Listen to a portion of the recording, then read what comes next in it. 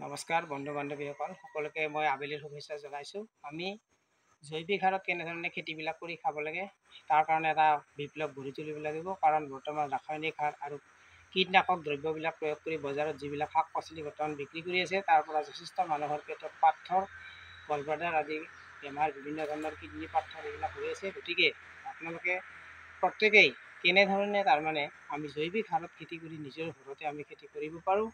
আমি বৰ্তমানলৈকে লাই শাক বিক্ৰী কৰি 2000 টকা পালোঁ আৰু এতিয়া এইবিলাক পানীলাও আমি দাঙি দিছোঁ। আজি এইখন দাঙি দিলোঁ, সেইদিনাখন দেখাইছিলোঁ।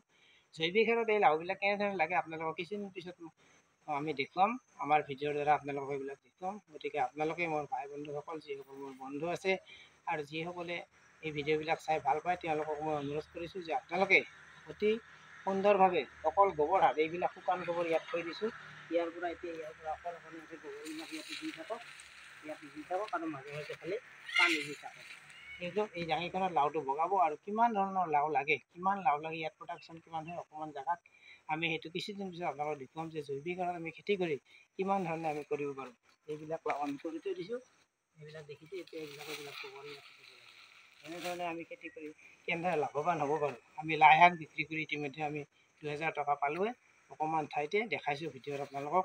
আৰু পালেং শাক আছে, বৰ্তমানলৈকে 50জনমান মানুহ ইতিমধ্যে পালেং শাকৰ অৰ্ডাৰ দিছে। কমেও আমি 1000-1200 টকা পাম, নিজেও খালোঁ আনকো দিলোঁ। আৰু জৈৱিক সাৰত কেৱল গোবৰ আৰু এই মাটি কণবিলাকতে কৰিব লাগে। গতিকে মই আপোনালোকে অনুৰোধ কৰিছোঁ আপোনালোকে এইবিলাক কাৰ্য অনুসৰণ কৰক আৰু আপোনালোকে কৰক, যাতে আমি ৰাসায়নিক সাৰ আৰু কীটনাশক দ্ৰব্যৰ বজাৰৰ শাক পাচলিৰ পৰা পৰিত্ৰাণ কৰি বিভিন্ন বেমাৰৰ পৰা পৰিত্ৰাণ পাব পাৰোঁ। তালৈকে নমস্কাৰ।